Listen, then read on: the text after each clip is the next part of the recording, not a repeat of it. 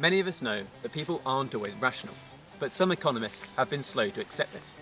Today, we take a look at how this is being used in all sorts of ways around the world. If you're new to the channel, my name is Ollie, this is Economics Unlocked, and we exist to answer your burning questions about economics.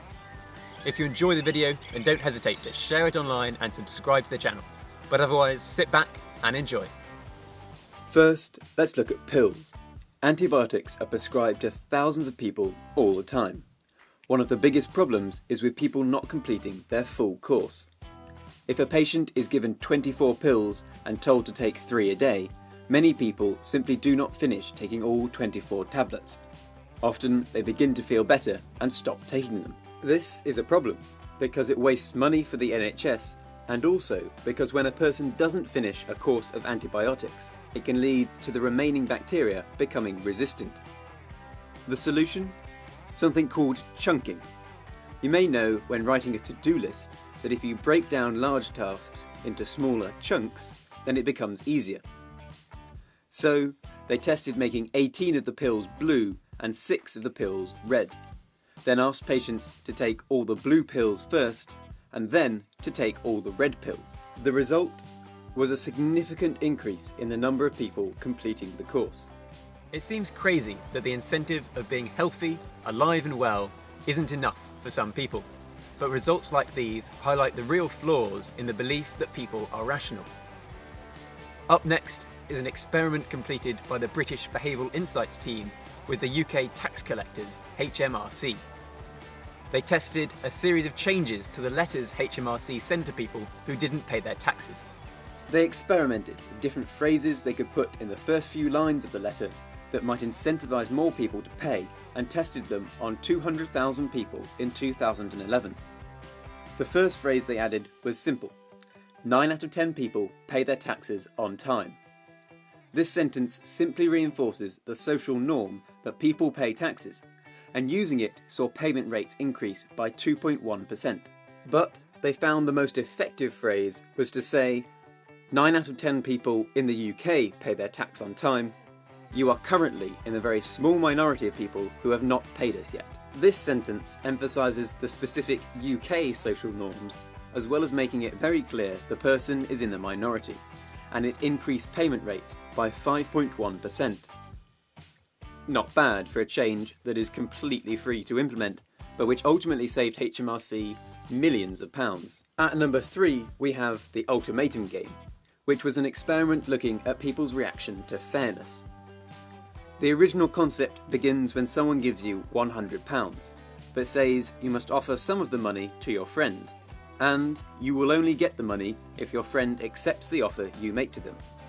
This is also explained to your friend, so they know that if they reject your offer, you both get nothing.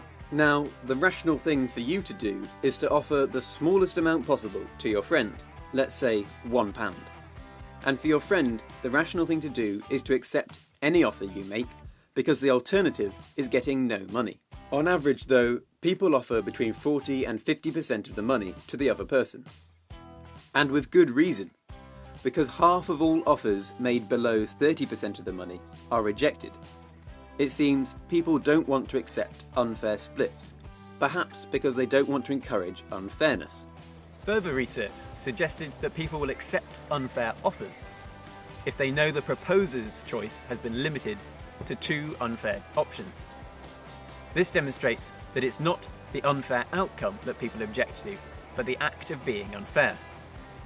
Up next is an example of people who didn't pay their car tax in the UK. They changed the letters that they sent to these people and added a photo of the car that hadn't been taxed. The result was an increase from 40% to 49% repayment rates. And this is another example of a simple solution that costs nothing but saves a lot of money. Our last example involves queues at an airport. In Houston Airport, they faced a large number of complaints about waiting times at baggage carousels. In an effort to reduce complaints, they added more staff to increase the speed at which bags were processed. They got the wait time down to just 8 minutes, well below other airports. But the complaints kept coming. So they decided to observe customers, and they noticed that on average, passengers spent 1 minute walking to the baggage claim and 7 minutes waiting by the carousel. So, they approached the problem from a different direction. They moved the arrival gate further away and routed bags to the furthest carousel available.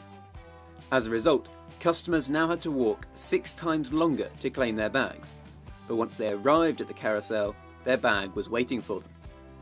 Complaints dropped to 0. The reasoning is simple. Occupied time feels shorter than unoccupied time, and this has a huge effect on our overall experience. Now, none of these examples are groundbreaking revolutions, and they're not meant to be. That's not what behavioural economics sets out to achieve. What they demonstrate is that often the best solution is a simple one. These aren't driven by relentless drives for efficiencies or complex systems to cut costs. They're driven by observing people's behaviour and seeing how we humans actually behave in the real world. If you enjoyed the video, why not take a look at some of our other videos? But thank you very much for watching. Have a wonderful day.